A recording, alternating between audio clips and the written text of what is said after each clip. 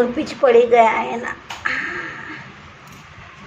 જય શ્રી કૃષ્ણ, રાધે રાધે, જય દ્વારકાધીશ, હર હર મહાદેવ. મિત્રો, સ્વાગત છે તમારું મારા આજના નવા બ્લોગમાં. તો મિત્રો, આજે જન્માષ્ટમી છે, તો હું જન્માષ્ટમીની બધી તૈયારી કરી રહી છું. આ તો ખાલી આજે બેસાડ્યા જ છે કાનાજીને, મારા દીકરાને. હજુ તો ઘણું બધું બાકી છે. તો વિડીયોમાં બન્યા રહેજો અને તમે લોકો પણ દર્શન કરી લો મારા દ્વારકાધીશના. કાના જુઓ ભાઈ, નવા કપડાં પહેર્યા છે, એના નવા ચંપલ ને બીજા બધું લાવી છું. ત્યાં તો ખાલી તૈયારી જ કરી છે. પહેલાં એને જમાડી દો શાંતિથી, પછી બધું કરીશ. હા, એ હાથ હું પાડીશું.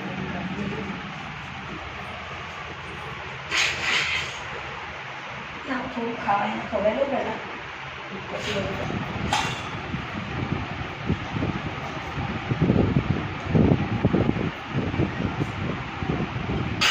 મિત્રો જો તૈયારી કરી રહી છું.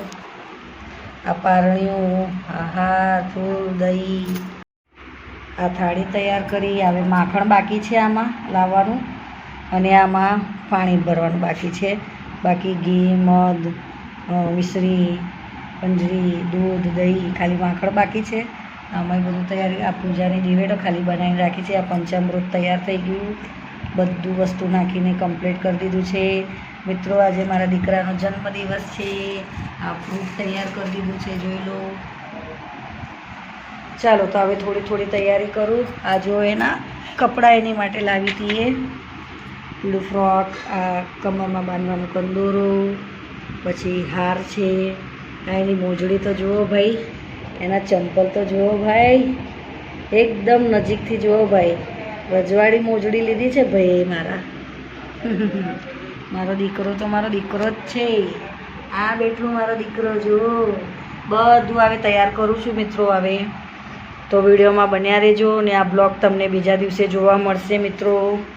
કેમ કે આજે હું બધું તૈયારી કરી રહી છું. થોડી તૈયારી છે, થોડું આ સરખું કરી દઉં, પછી બાબાના કપડાં બદલાઈને એને આમાં સુવડાવી દઉં.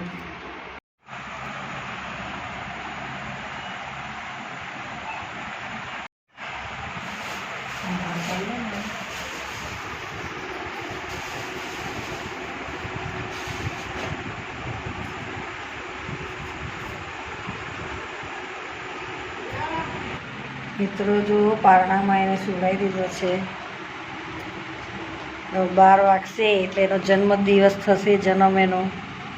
પછી એને નવડાવી દો, મસ્ત નવડાવીશ પંચામૃતમાં. ને પછી આ બધા નવા વસ્ત્ર એના માટે લાવી છું, એ પહેરાવીશ. તો હમણાં મારા બાબાને સુવડાવી દઉં.